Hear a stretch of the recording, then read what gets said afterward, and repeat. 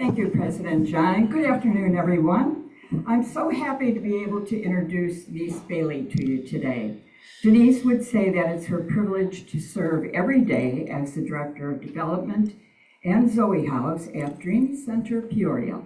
Although she served in leadership and ministry roles for over 25 years in Central Illinois, this position deeply resonates with her personal story of being a single mom without a job or a way to provide for her two young daughters. The opportunity to impact families living in poverty, starting with kids and youth, offers a way to give hope to those who are struggling and facing obstacles she herself faced over 20 years ago. Denise and her husband, Chad, who is the director of the Christian Center, desire to make a lasting and positive difference in the lives of those in the community around them through their ministry positions and volunteer opportunities. So please help me give Denise a warm Rotary welcome. And Denise, come and take it away.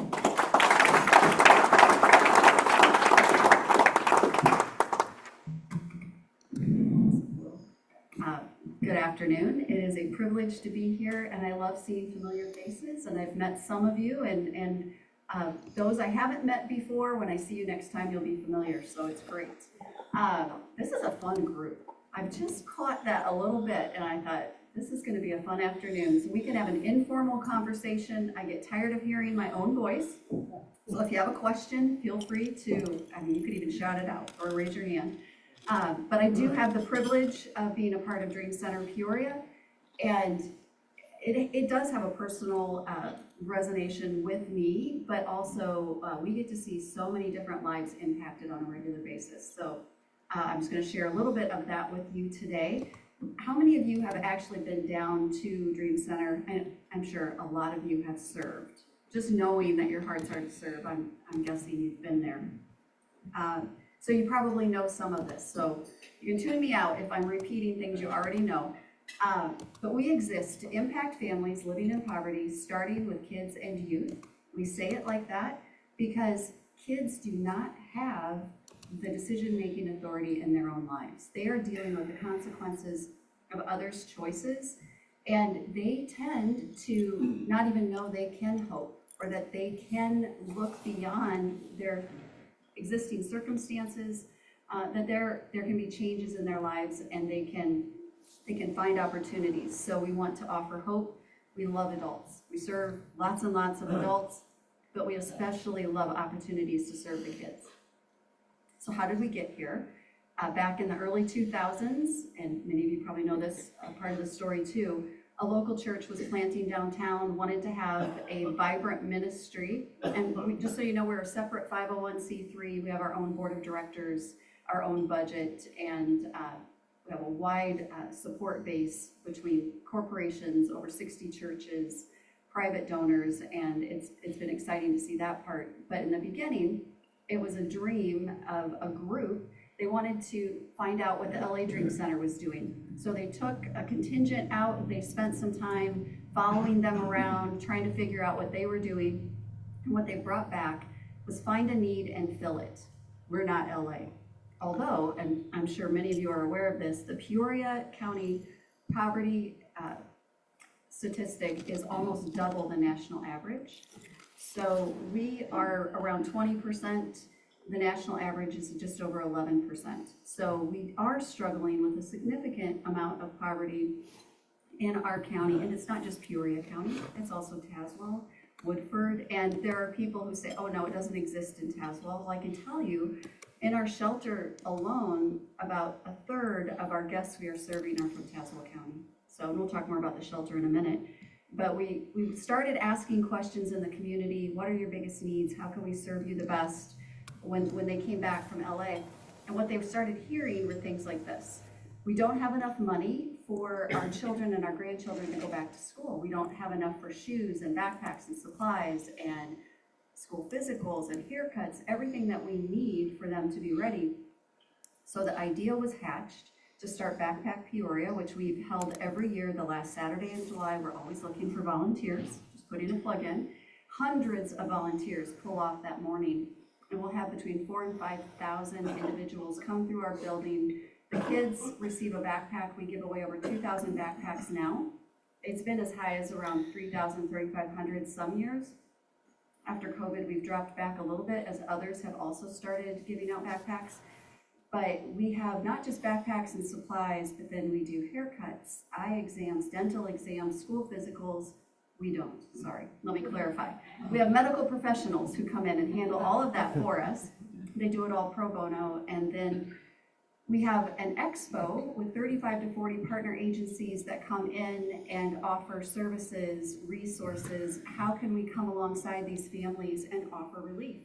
And they're all required to go through the gym and go through all the resources before they actually receive the backpacks. So I have some pictures later on, I think, with those.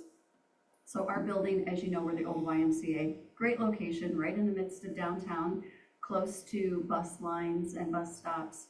And thankfully, I mean, in the beginning, we weren't using all of the building, but it's about 150,000 square feet, and we are using every inch of it. And we would love for a little extra space. But the top 3 floors, and I'll talk about this in a minute, are the village apartments, 21 apartments, 1 to 3 bedrooms each. Floors 3 and 4 are the shelter. Floor 2 is mainly offices and the gyms. And then the first floor and the basement are more classrooms and student activities. And just to make a long story short, we bought this building back over 20 years ago, and it had sat on the market for about 4 years, virtually empty. It started out at a $4 million list price, dropped down to about $1.4 million, and we had a $100,000 annual budget. So it was out of our grasp, or really it was a big dream. But Andy King, our executive director, asked the board if he could call the broker and inquire about the property. And he received permission, and when he called that morning, the broker broke out in laughter. And Andy, he said, I'm slightly offended, not really, but he was like, why are you laughing at me? And the broker said, oh, I'm not laughing at you, but we've had 0 interest in 9 months. No one has called, no one has emailed. We've started talking demolition. The YMCA board's trying to decide what to do. The YWCA was running a 1-floor shelter with 60 beds. And they really didn't want to put people out on the street, but they just couldn't figure out what to do with it. He goes, but today you're my second caller. And so Andy kept asking questions and then said, could you tell me who the other caller was? It happened to be Methodist Hospital at the time. So Andy asked if the Methodist Hospital, the YMCA board, or boards from both of those, and the Dream Center board could sit down and talk about the property. So they did. And in that conversation, the Methodist representative said, we don't want the building, we want the parking lot. The last third of their parking lot went with our property. So Andy jumped in and said, we don't want the parking lot, we want the building. This is why. And the dreams that he had and the vision he had for the future, and so he turned to the hospital representatives and said, what would you be willing to pay for that parking lot? And I always thought it took a week or 2 to get a response, but immediately they turned back to him and said, we'll give $1.2 million for that parking lot. So, and now they are so gracious to let us use it for overflow parking, but they bought that parking lot, we bought the building. There were 4 local churches that banded together, raised the money, and then the work began. Over the last 20 some years, we've been able to invest between $14 and $15 million without a loan at any financial institution. And we are faith-based, so we believe in God's provision, fully God providing, but he has used this community. And like I mentioned, corporations, foundations, churches, individuals, and the generosity is humbling because we want to be wise stewards of what people have given. So our core values are to give dignity, show compassion, and to ignite purpose. I've kind of alluded to this a little bit, but we want to give dignity because every person has value. And I know I'm preaching to the choir here. You guys believe this, otherwise you wouldn't be here and be a part of Rotary. But we believed that everyone should be respected and treated with the highest level of dignity possible. And then we want to show compassion because many people come to us on what they would term as the worst day of their life. No one wants to come to the shelter. They don't want to come for resources. But we're not judgmental. We want them to maybe learn from past decisions if it's consequences of their own decisions, but then we also want them to know that there's hope and they can go beyond. And that's the last thing The igniting purpose is showing them that there are opportunities, there are training programs, there are courses, there are people that have opportunities for them, and they have gifts and skills, and they can find their purpose. So our strategy is four-pronged. We have four different divisions: housing, students, cares, and mobile. I'll try to run through these pretty quickly. I mentioned that the YWCA was running a 60-bed shelter on one floor when we took over. So about 8 or 9 years after we took over, they continued with their lease up through that time, and then they were facing financial difficulties. So they approached the Dream Center board and asked if they would take on the shelter. So at that time, they didn't hesitate long. They thought, we really don't want to put anyone out on the street. So they agreed to take on the shelter, and we didn't know what we were doing, just so you know. We've had community agencies, others in the area who have come alongside us and helped us significantly, but they doubled our annual budget to take on the shelter. And then within a short amount of time, Andy went back to the board and said it was 8 p.m. to 8 a.m. and not in a critical way. We understood why the YWCA was running the shelter that way, but we wanted to go to 24/7. We felt like there were needs during the day that were not being met, especially, when the weather's bad, where do they all go? They cannot all go to the public library. They can try.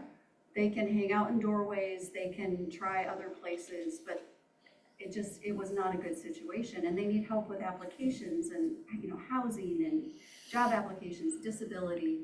Some guests come to us with no documents. So how do we help them better during the day? So the board agreed to go to 24/7. So within a few years, we doubled our annual budget, then doubled it again. And then in 2017, 2018, it became clear that 60 beds were not enough. So we had been serving single women and moms with kids. We started having dads with kids showing up, and then some whole families. And they decided that we needed to expand the shelter. So we went from 1 floor to 2, and from 60 beds to 125. Then I'll show you, this is on the 4th floor, our daytime floor. And I'll give a shout out to Lincoln office that they helped us hugely 2 times now, even since the renovation. Yeah, it's been amazing. We need very durable furniture. It has a lot of wear and tear, and I've mentioned we have 125 beds. Well, we have been averaging 125 to 150 guests a night. We've been as high as 196. And we have thick mats that they can pull out. We have bedding. Not everyone gets a full bunk bed, but we're able to space people out. But we're very thankful. I mean, it's almost like this IKEA living room style. And it is a great space. A lot of natural light during the day. We love being able to have a comfortable place for our shelter guests. I will say though, for the shelter, 1/3 of our guests any given day are age 17 or under. Lots of children, lots of children. We are the largest shelter downstate of I-80 in Illinois that accepts children. And there are not a lot of options in central Illinois. There are a few, but they're usually full. And we just see many, many kids. And so we want to continue to serve them well. Okay, our students. We have about 100 students, age 5 to 18, after school, Monday through Friday during the school year. We follow District 150's school calendar. And then we have summer camp during the summer. We have a week off. After school dismisses, a week off before we go back to school so that we give the staff a break, because summer camp is intense. It's 8 a.m. to 5 p.m. Sometimes kids are dropped off a little earlier. Some of the students are from the shelter or from the village. Some are from outside. We have 11 different schools that drop off after school. We have buses and vans that drop everyone off at the end of their time with us. They receive a snack after school, a full meal before they go home. And then in the summer, we feed them 3 meals a day. So we're trying to make sure, and sometimes we try every Friday, but sometimes we don't have all of the supplies, but we try to send food with them when they go home, because some of them don't have much in their cupboards or refrigerator when they go. So the younger kids that I just showed you, so 5 to 9-year-olds focus mainly on academics. And we especially focus on math and reading. Those are huge skills for kids that if they struggle in those areas, they need to be at least at grade level proficiency if possible. We have a lot of tutors, a lot of mentors. And then the older kids, 10 to 18, have options between job skills and trades courses. So this one is small engine repair. They learn not just hands-on skills, but critical thinking skills. Okay, the diagnostics show that oil is leaking, or this part needs to be replaced. Where do we purchase the part? How do we take it apart? How do we put it back together? So we have a lot of volunteer instructors in all of the trades.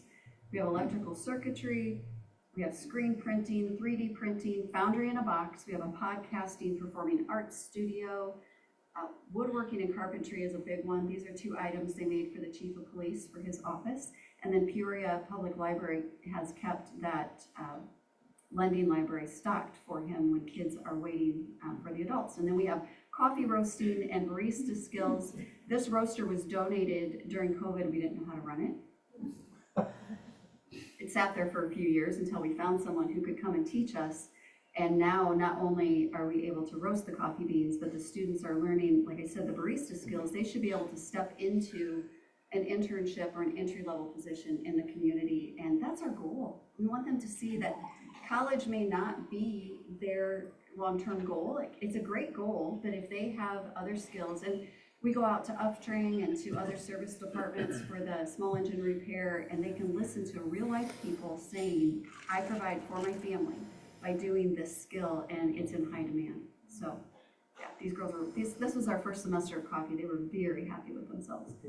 And then the Hope Store. We love having the Hope Store. We have very dedicated volunteers, and there is one in the room, who dedicates so much time to sort through the donations to make sure there are no tears, the buttons are all in the right places, no stains. And twice a month we're open to the general public. But then throughout each week, we have guests from our shelter and the village, our student families, or we have other agencies in the community that will reach out and say, for example, I have foster kids, I am transitioning, we don't have anything for them, can we come shop?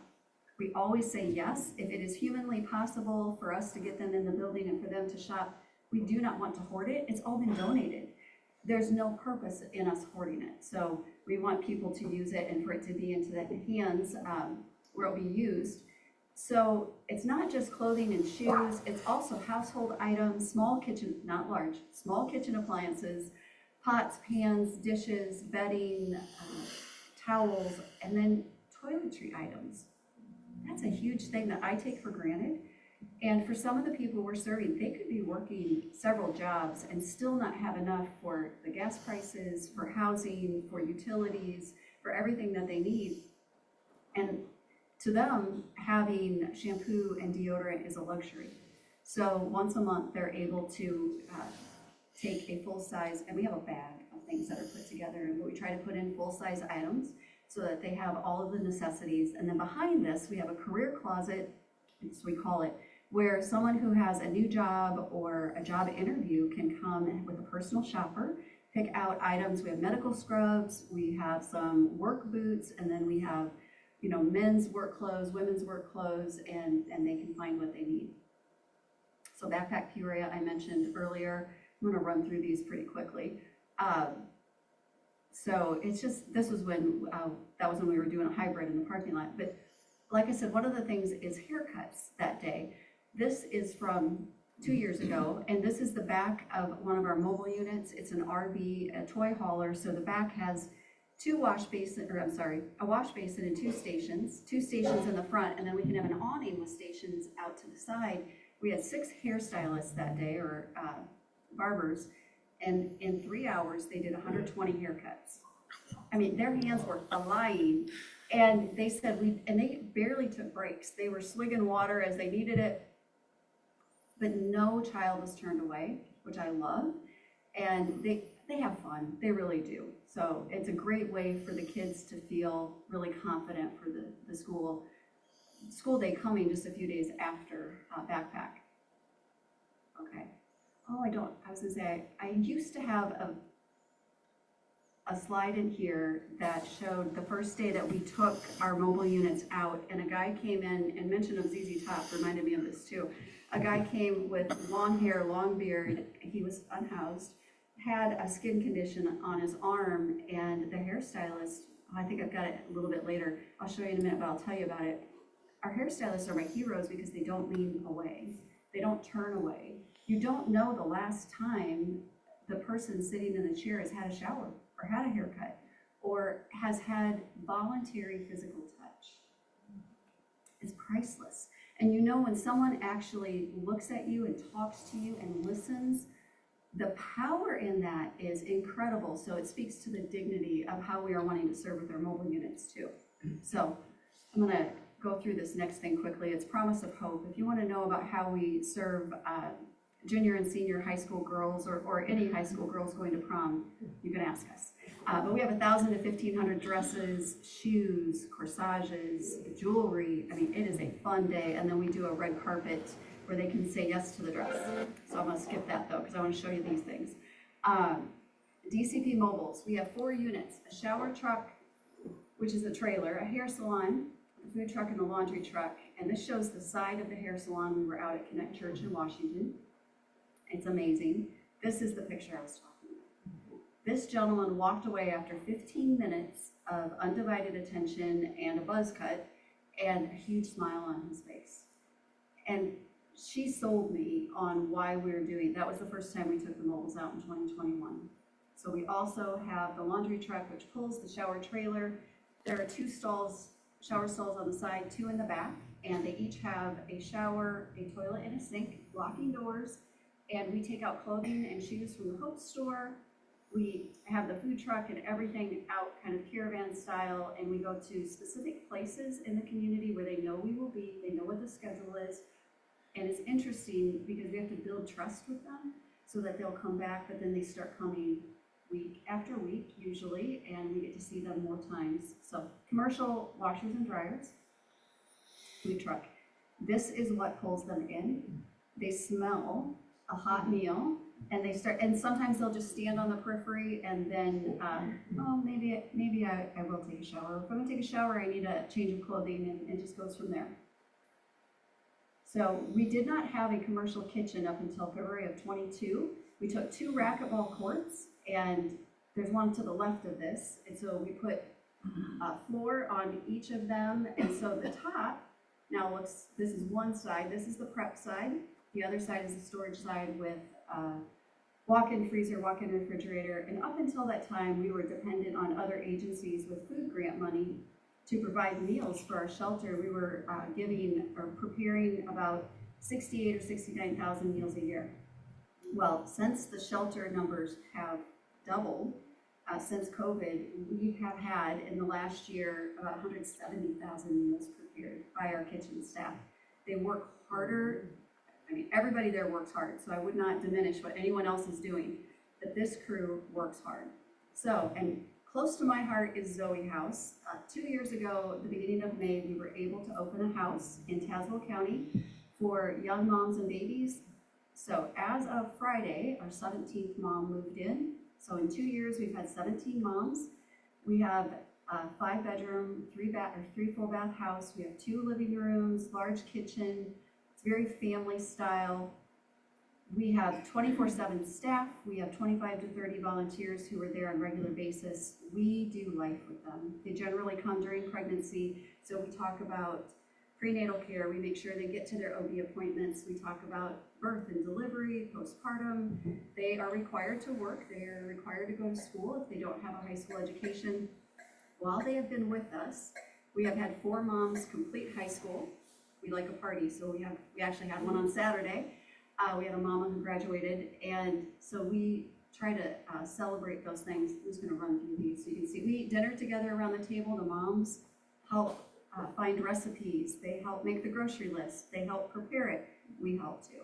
We don't just expect them to come up with something, out of the air, but it becomes a family. And I would tell you, we are faith-based. We are only accepting private donations for Zoe House. We do Bible study on Wednesday nights. We go to church on Sunday mornings. We tell them everyone is welcome. They don't have to agree with what we believe, but what we believe is why we exist. And so if we were not operating under some of the guidelines of what we think God would want us to do, we wouldn't be there. And we have a lot of fun, and we do have a lot of tears. So It's been, I mean, it's been fabulous. We have so many partners within the community that send out trainers or send out experts in their field. We do require licensed therapist meetings regularly for our moms, and we are watching them grow. I know my time is up, so I have, almost. I have one story that I want to tell you for Zoe House. There are so many I could share, but I'm going to pick one that is especially meaningful to me personally. We had a mom come in. She was the fourth mom to move in 2 years ago. She was 17 years old. She was 3 months pregnant, and she had nowhere to go. She had been bounced amongst or from many foster homes. She was one of 9 siblings, and she was determined to be the first one to graduate from high school. So her dream was to walk across the state. She came in July. In August, I took her over to the local public school. We talked to the guidance counselor. We registered her. I paid the money. And then as we were leaving, the counselor said, come here, come in my office. And we went into her office, and she had us sit down, and she said, I'm sorry, you only have 5 credits. You're a freshman. You will not graduate for 3 more years, at least. I mean, there were things we could do to speed it up, but she was due in a few months. There was no way we were going to get it done at the local public school, so she was sobbing. I got her out to the car. We drove back to the house. I'm like, okay, what are our other options? That was not the only option. That was your favorite option, but what are some of the other ones? And so we talked through what a GED program would look like. She was very bright. Oh, there, my time's up. So she decided to pursue a GED program in a local agency, and 3 days a week she went for class. And sometimes she said she was the only one who showed up, and then she said her teachers loved her the best, and she was a lot of fun, but she was scared out of her mind to take the exams. We kept encouraging her, and she started taking the practice exams, and then she started passing them, and then she started taking the real exams. But during that time, in the middle of October, she was 31 weeks along. She was at work. She texted me, and then she called me very quickly and said, I think I need to go to the ER. That's the other thing. We do a lot of ER visits. We don't mess around with pregnancy at all. So I drove down quickly. I asked her if she needed an ambulance. She said no. I took her to the hospital. We made it to the labor and delivery floor, and then instantly there were, I'm telling you, so many doctors and nurses, I lost count in that room. If I get emotional, I might. Just giving you a heads up. They rushed her into delivery. They delivered a baby. They pulled me, like 10 minutes later, they pulled me down to where the NICU nurses and doctor were working on the baby, and the doctor leaned over and said, this baby's not going to make it, but we are keeping the baby alive. It's a precious little girl named Peoria. So we are keeping her alive until mom can come out of surgery and say goodbye. I'm shocked. I mean, I'm standing there with her belongings with her sister on the phone. Her family was not around here at all. And I will tell you, the staff was phenomenal. The chaplain came in, prayed over her as she was coming out of recovery. She was so brave. She talked on the phone. She did a FaceTime with family and friends. And then she said, I'm ready. And they did not rush her. They said, you take as long as you need. So she said goodbye. She sang some nursery rhymes. And there were, I think, no dry eyes in the room. But then the doctor said, when we remove the tubes, baby is going to stop breathing. So prepare yourself. They removed the tubes. Baby did not stop breathing. And then the baby cried. And the NICU doctor, who I did not know, looked at me and said, did that baby cry? And I looked at her and I said, I think she did. And so then she's like this. And the nurses hopped back into action and they tubed the baby back up. And what we were given was 48 hours of the most precious time with that little girl. Mom was able to dress her, to sing songs to her. Her sister came to visit, and we did end up saying goodbye, which was very sad. But what mom decided was to come back to Zoe House because she said, I want safety and support and stability, and you guys will give that to me. So she came back, she finished her GED, flying colors. I mean, she scored college level on her science exam. She went to Midwest Technical Institute. She earned her phlebotomy certificate, and then she applied to SIUE for the nursing program. She was accepted. I mean, we were just like, what else is going to happen? And a few weeks after that, I heard her screaming, and I thought she broke a nail. She's very dramatic. So I found her. She's waving a piece of paper. She couldn't talk. She handed it to me, and I read it, and she had been awarded a 4-year full-ride scholarship for the nursing program at SIUE. I just talked to her about a week and a half ago. She finished her freshman year, She's doing amazing, and that is one example of how we get to, I mean, we are not taking credit for anything she has achieved. She has done it on her own with God's help, but that is what we get to be a part of at Dream Center on a regular basis. So thank you, and I know I went over.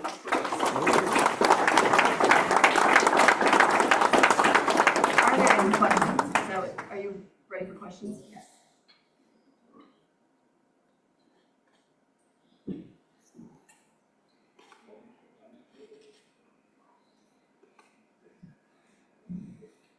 So often it's my job to thank the speaker because I ask questions a lot, and you were fantastic, so thank you. Thank you. My pleasure. So I volunteer at Loaves and Fish right across the street every Saturday, and I see a lot of people who walk over from there. And the children, you were tearing up when I see some of the children coming 2 years old and coming over and spending some time with us, dancing because they're excited that they're with caring people, and then they go home with maybe 6 bags of food. So you're a blessing, and thank you so much for being with us. Thank you for what you do.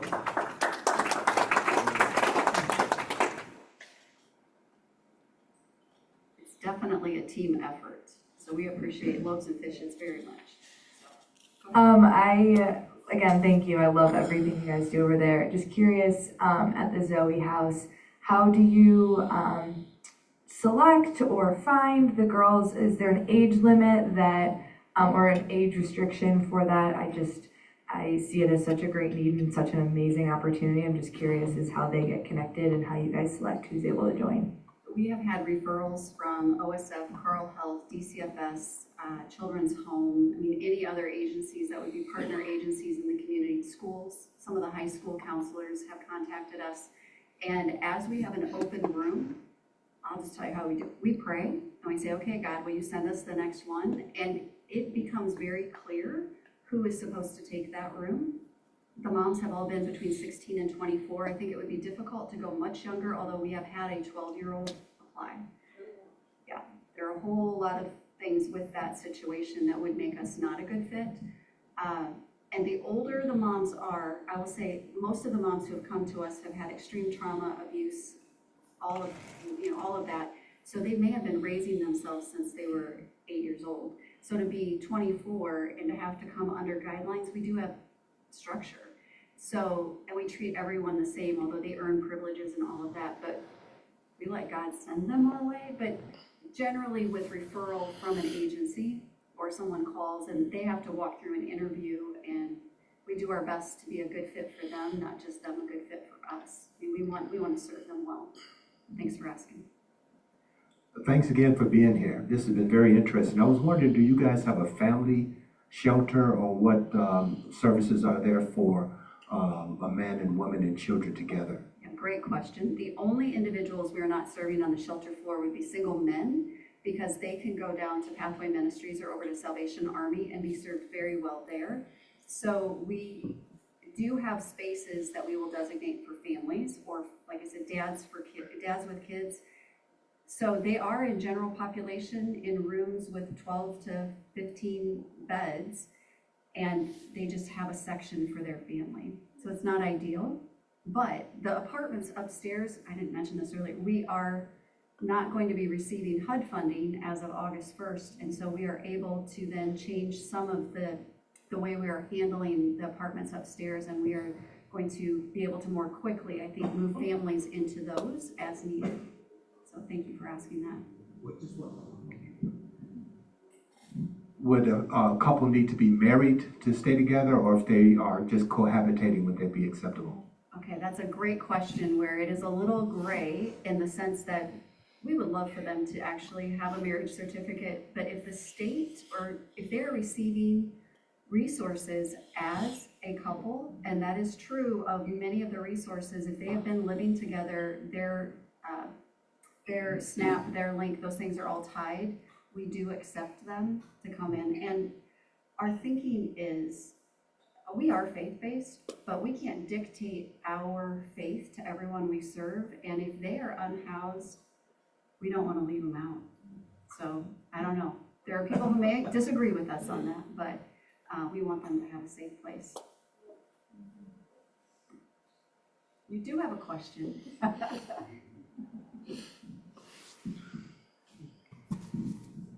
So just as you do with so many stories that touch your heart, we had a young lady last year come in a snowstorm with a baby, and there was no blanket on the baby. The baby's head was just in the snowstorm. And that was tough. So we did everything we could. The social services got involved, and they're no longer together, but it's just, we deal with it and we're blessed because we can help. The only other comment I want to make is your clothing room. Your clothing room looks like a store. Somebody takes charge of that. Yes. Kim? She does? I am not in charge. No, but of it. she is The very people that faithful. Are, Yes. are so particular. So from time to time, we get tours over there, and now I know who's responsible. Thank you. No, they're a great crew of volunteers, and they are faithfully there. And if anyone does want a tour, please reach out. I give tours all the time. What are the most useful donations for you right now? Okay, men's tennis shoes are always a need. I think men wear their tennis shoes out more often than not, and so generally we have men coming in looking for shoes. So shoes, brand new packages of socks and underwear are usually needs. Kim, correct me if I'm wrong on any of this. Yeah, toiletry items, regular size shampoo, conditioner, shaving cream, deodorant, those kinds of things are big needs. Can you please remind us of your times? When can we go and donate? Thank you. Okay, I'll say this. Tuesday and Thursday mornings between 8:30 and 11:30 or 9 and 11:30. If that doesn't work for you, call us. We want it to be convenient, and if I'm in the building or someone's in the building, we'll come down and we will accept it from you. Don't tell them that I said that, Kim. I could get in trouble. We have guys that volunteer on the Yes. Tuesday and Thursday mornings, and so they are able to help unload, Yes. Vehicles and carry stuff in and You just have all to that. pull So, up and yeah, they will so we unload love it for if you. it's when they are there. Yes, yes, we encourage that, but we recognize it doesn't work for everyone. So, thank you. You guys have been amazing.